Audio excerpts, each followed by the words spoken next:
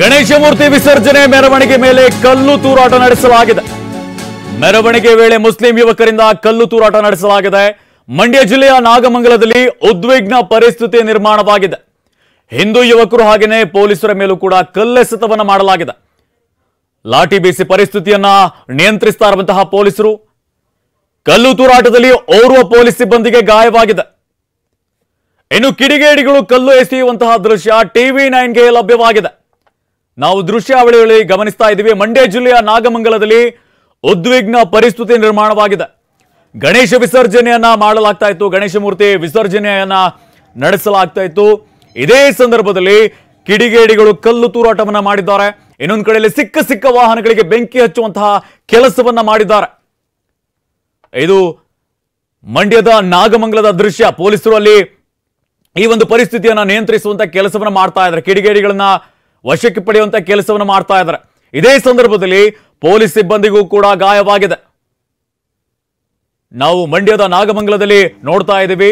ಅಂಗಡಿ ಮುಂದೆ ನಿಲ್ಲಿಸಿರುವಂತಹ ವಾಹನಗಳಿಗೂ ಕೂಡ ಬೆಂಕಿ ಹಚ್ಚಿದ್ದಾರೆ. ಇದು ಕಿಡಿಗೇಡಿಗಳ ಕೃತ್ಯ. ಇದು ಗಣೇಶ ಮೂರ್ತಿ ವಿಸರ್ಜನೆ ಆಗ್ತಾ ಇತ್ತು. ಇದೇ ಸಂದರ್ಭದಲ್ಲಿ ಕಲ್ಲು ತೂರಾಟ ಮಾಡಿದ್ದಾರೆ. ಮೆರವಣಿಗೆ ವೇಳೆ ಮುಸ್ಲಿಂ ಯುವಕರಿಂದ ಕಲ್ಲು ತೂರಾಟವಾಗಿದೆ. ಒಂದ್ ರೀತಿಯಲ್ಲಿ ನಾಗಮಂಗಲದಲ್ಲಿ ಈಗ ಉದ್ವಿಗ್ನ ಪರಿಸ್ಥಿತಿ ನಿರ್ಮಾಣವಾಗಿದೆ.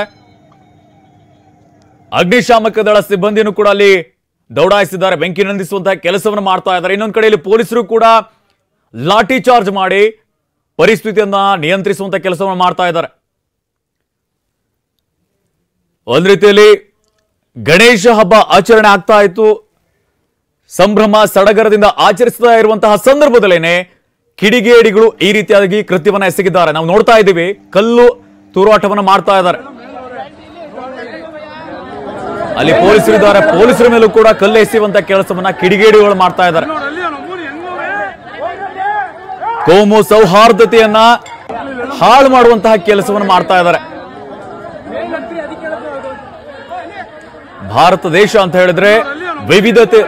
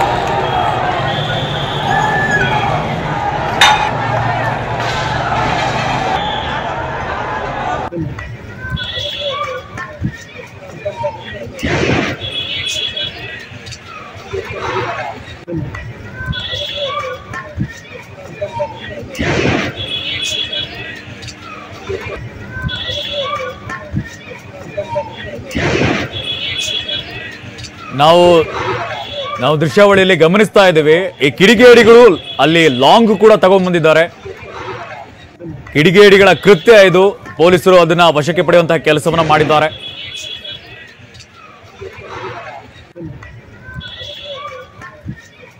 ಇಲ್ಲಿ ಮಾರಕಾಸ್ತ್ರಗಳನ್ನ ತಂದು ಹಲ್ಲೆ ಮಾಡೋದಕ್ಕೂ ಕೂಡ ಯತ್ನಿಸಿರುವಂತಹ ಸಾಧ್ಯತೆ ಇದೆ. ಪೊಲೀಸರು ವಶಪಡಿಸಿಕೊಂಡಿಲ್ಲ ಅಂತ ಹೇಳಿದ್ರೆ ಬೇರೆ ರೀತಿಯಾದಂತಹ ಸನ್ನಿವೇಶ ಇಲ್ಲಿ ನಿರ್ಮಾಣ ಆಗ್ತಾ ಇತ್ತು. ಇದು ನಾಗಮಂಗಲದಲ್ಲಿ ನಡೆದಿರುವಂತಹ ಘಟನೆ. ಇದು ಕಿಡಿಗೇಡಿಗಳ ಕೃತ್ಯ ಇದೆ.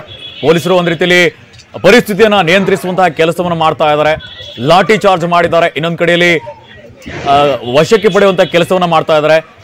ಹಾಗೇನೆ ಜೊತೆಗೇನೆ ನಾವು ಇನ್ನೊಂದ್ ಕಡೆ ದೃಶ್ಯವನ್ನ ಗಮನಿಸ್ತಿದ್ದೀವಿ. ಕಲ್ಲು ತೂರಾಟವನ್ನ ಮಾಡ್ತಾ ಇದ್ದಾರೆ ಕಿಡಿಗೇಡಿಗಳು. ಗುಂಪಾಗಿ ಸೇರಿ ಕಲ್ಲು ತೂರ್ತಾ ಇದ್ದಾರೆ. ವಾಹನಗಳಿಗೆ ಬೆಂಕಿ ಹಚ್ಚುವಂತಹ ಕೆಲಸವನ್ನ ಮಾಡ್ತಾ ಇದ್ದಾರೆ. ಅಂಗಡಿ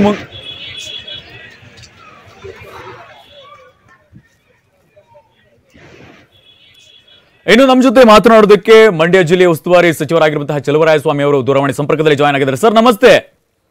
ನಮಸ್ತೆ ಸರ್. ನಮಸ್ತೆ. ನಿಮ್ಮ ಕ್ಷೇತ್ರದಲ್ಲೇನೆ ಈ ರೀತಿಯಾದಂತಹ ಘಟನೆ ಆಗಿದೆ. ಒಂದ್ ರೀತಿಯಲ್ಲಿ ಗಣೇಶ ವಿಸರ್ಜನೆ ಕಾರ್ಯಕ್ರಮ ಆಗ್ತಾ ಇತ್ತು. ಇದೇ ಸಂದರ್ಭದಲ್ಲಿ ಕಲ್ಲು ತೂರಾಟ ಆಗಿದೆ. ಹಾಗೇನೆ ಒಂದ್ ರೀತಿಯಲ್ಲಿ ಉದ್ವಿಗ್ನ ಪರಿಸ್ಥಿತಿ ನಿರ್ಮಾಣ ಆಗಿದೆ. ಏನ್ ಹೇಳ್ತೀರಾ ಈ ಸಂದರ್ಭದಲ್ಲಿ? ಸರ್, ಈಗ ನಾನು ಹೊರಗಡೆ ಇದ್ದ 7 ಗಂಟೆಗೆ ನಾನು ಲ್ಯಾಂಡ್ ಆದ ತಕ್ಷಣ ಕಟ್ಟಿನ ಸಂಪರ್ಕದಲ್ಲಿದ್ದಾರೆ.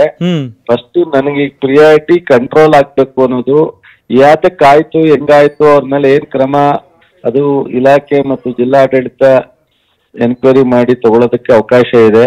ಮೊದಲ ಆದ್ಯತೆ ಇಡೀ ತಾಲೂಕಿನಲ್ಲಿ ಯಾವುದೇ ಘಟನೆ ಆಗದಂಗೆ, ಯಾವುದೋ ಅನಾಹುತ ಆಗದಂಗೆ, ಪ್ರಾಣಿ ಮತ್ತು ಪ್ರಾಣ ಹಾನಿ ಆಗದಂಗೆ ಮತ್ತು ಪ್ರಾಪರ್ಟಿ ಹಾನಿ ಆಗದಂಗೆ ನೋಡ್ಕೊಳ್ತಕ್ಕಂಥದಕ್ಕೆ ನಾನು ಈಗಾಗಲೇ ಎಲ್ಲ ಅಧಿಕಾರಿಗಳಿಗೂ ಸೂಚನೆ ಕೊಟ್ಟಿದ್ದೀನಿ. ಸೊ ಮುಖ್ಯಮಂತ್ರಿಗಳು ಮಾತನಾಡಿದ್ದಾರೆ, ಗೃಹ ಸಚಿವರು ಮಾತನಾಡಿದ್ದಾರೆ, IG ಅವರು ಅಲ್ಲೇ ಇದ್ದಾರೆ, 2-3 ಜಿಲ್ಲೆ SP ಗಳಿದ್ದಾರೆ, DC ಅವರು ಇದ್ದಾರೆ. ದಯಮಾಡಿ ಈ ಕಂಟ್ರೋಲ್ ಇದೆ, ನನಗಿರೋ ಮಾಹಿತಿ ಪ್ರಕಾರ ಈ ಕಂಟ್ರೋಲ್ ಇದೆ. ನಡೆದಿರ್ತಕ್ಕಂಥ ಘಟನೆ ಬಗ್ಗೆ ಸಂಪೂರ್ಣವಾಗಿ ಎನ್ಕ್ವೈರಿ ಮಾಡಿ ಕ್ರಮ ತಗೊಳ್ತಕ್ಕಂಥದ್ದು ಮುಂದುವರೆದು ತಗೋತೀವಿ. ಈಗ ಫಸ್ಟ್ 144 ಸೆಕ್ಷನ್ ಜಾರಿ ತಂದಿದ್ದಾರೆ. ಸೊ ಇಡೀ ತಾಲೂಕಿನಲ್ಲಿ ಎಲ್ಲಾ ತರದ ನಿಯಂತ್ರಣ ಮಾಡ್ತಕ್ಕಂಥ ಕೆಲಸವನ್ನ ಮೊದಲು ಮಾಡ್ಬೇಕು ಅಂತ ಹೇಳಿ ರಿಕ್ವೆಸ್ಟ್ ಮಾಡಿದೆ. ಆದ್ರೆ ಇಲ್ಲಿ ಮಚ್ಚು ಲಾಂಗ್ಗಳನ್ನೆಲ್ಲ ತಗೊಂಡ್ಬಂದಿದ್ದಾರೆ. ದೊಡ್ಡ ಮಟ್ಟದಲ್ಲಿ ಇಲ್ಲಿ ದಾಂಧಲೆ ಮಾಡೋದಕ್ಕೆ ಇಲ್ಲಿ ಮುಂದಾಗಿದ್ದಾರೆ. ಆದ್ರೆ ಪೊಲೀಸ್ ಇಲಾಖೆಗೆ ಇದು ಗೊತ್ತಾಗಿಲ್ವಾ? ಹಾಗಾದ್ರೆ ಒಂದ್ ನಿಮಿಷ ದಯಮಾಡಿ ಪ್ಲೀಸ್. ನಾವು ಅದ್ರ ಬಗ್ಗೆ ಚರ್ಚೆ ಮಾಡೋದ್ಕಿಂತ ನಾವೆಲ್ಲ ರೆಸ್ಪಾನ್ಸಿಬಲ್ ಸ್ಥಾನದಲ್ಲಿದ್ದೀವಿ. ದಯವಿಟ್ಟು ಇವೆಲ್ಲ ಚರ್ಚೆ ಮಾಡೋದಕ್ಕಿಂತ ಫಸ್ಟ್ ನಮಗೆ ಯಾವುದು ಅನಾಹುತ ಆಗದಂಗಾಗ್ಲಿ, ನಾಳೆ ಬೆಳಗ್ಗೆ ನೀವು ಹೇಳ್ದಂಗೆ ಎಲ್ಲವನ್ನೂ ಚರ್ಚೆ ಮಾಡೋಣ ಪ್ಲೀಸ್. ಬಟ್ ಆದ್ರೂ ಒಂದ್ ರೀತಿಯಲ್ಲಿ ಭದ್ರತೆನ ಒದಗಿಸಬೇಕಾಗಿತ್ತು ಪೊಲೀಸರಿಗೆ. ಇದೆಲ್ಲ ವಿಚಾರಗಳು ಮಾಡಿದ್ದಾರೆ. ಇದು ಯಾರು ಎಕ್ಸ್ಪೆಕ್ಟ್ ಮಾಡಿರಲಿಲ್ಲ. ಕಳೆದ 40-50 ವರ್ಷದಿಂದ ಯಾವತ್ತೂ ಒಂದು ಸಣ್ಣ ಇನ್ಸಿಡೆಂಟ್ ಹಿಂದೂ ಮುಸ್ಲಿಂ ಮಧ್ಯದಲ್ಲಿ ಆಗಿಲ್ಲ. ಯಾರು ಎಕ್ಸ್ಪೆಕ್ಟ್ ಮಾಡಿಲ್ಲ. ಪೊಲೀಸ್ ಇಲಾಖೆ ಅಜಾಗರೂಕತೆಯಿಂದ ತಪ್ಪಾಗಿದ್ರೆ ಅವ್ರ ಮೇಲೂ ಕ್ರಮ ಆಗುತ್ತೆ. ಈಗ ಪರಿಸ್ಥಿತಿ ಹೇಗಿದೆ ಅಲ್ಲ? ಈಗ ಕಂಟ್ರೋಲ್ ಆಗಿದೆ ಸರ್. ಇನ್ನು 144 ಸೆಕ್ಷನ್ ಎಲ್ಲಿ ತನಕ ಇರುತ್ತೆ? ಈಗ ಆಗಿದೆ. ಈಗ ತಕ್ಷಣಕ್ಕೆ ಹಾಕಿದ್ದಾರೆ. ಎಷ್ಟು ದಿವಸ ಹಾಕಿದ್ದಾರೆ? 1 ವಾರ ಹಾಕಿರ್ತಾರೆ. ನೋಡೋಣ, ಅದನ್ನ ಎಕ್ಸ್ಟೆಂಡ್ ಮಾಡ್ಬೇಕು, ರಿವೋಕ್ ಮಾಡ್ಬೇಕು, ನನ್ ತಂತ್ರ. ನಾಳೆ ನಾನು ಹೋಗ್ತಾ ಇದ್ದೀನಿ ಸ್ಪಾಟ್ಗೆ. ನೋಡೋಣ. ಇನ್ನು ಈ ಸಂದರ್ಭದಲ್ಲಿ ಪೊಲೀಸ್ ಇಲಾಖೆ ವೈಫಲ್ಯ ಎದ್ದು ಕಂಡಿದ್ರೆ ಏನಾದ್ರು ಆಕ್ಷನ್ ತಗೋತೀರಾ? ಹೇಗೆ? ಖಂಡಿತ ಯಾವುದೇ ಈಗ ಯಾರು ಅದರಲ್ಲಿ ಇಂಟರ್ವ್ಯೂನ್ ಆಗಿ ತಪ್ಪು ಮಾಡಿದ್ದಾರೆ ಅವ್ರ ಮೇಲೂ ಆಗುತ್ತೆ. ಪೊಲೀಸ್ ಇಲಾಖೆ ಇರೆಸ್ಪಾನ್ಸಿಬಿಲಿಟಿಯಾಗಿ ನಡ್ಕೊಂಡಿದ್ರೆ ಅವ್ರ ಮೇಲೂ ಆಗುತ್ತೆ. ಯಾರ್ದು ಇಲ್ಲಿ ಸ್ಪೇರ್ ಮಾಡೋ ಪ್ರಶ್ನೆ ಇಲ್ಲ. ನನಗೆ ಫಸ್ಟ್ ಪ್ರಿಯಾರಿಟಿ ನಮ್ಮ ಜನರಿಗೆ ಯಾರಿಗೂ ತೊಂದರೆ ಆಗದಂಗೆ ಮಾಡ್ಬೇಕು. ಅದಕ್ಕೋಸ್ಕರ ಅದಕ್ಕೆ ಪ್ರಿಯಾರಿಟಿ ಕೊಟ್ಟಿದ್ದೀನಿ.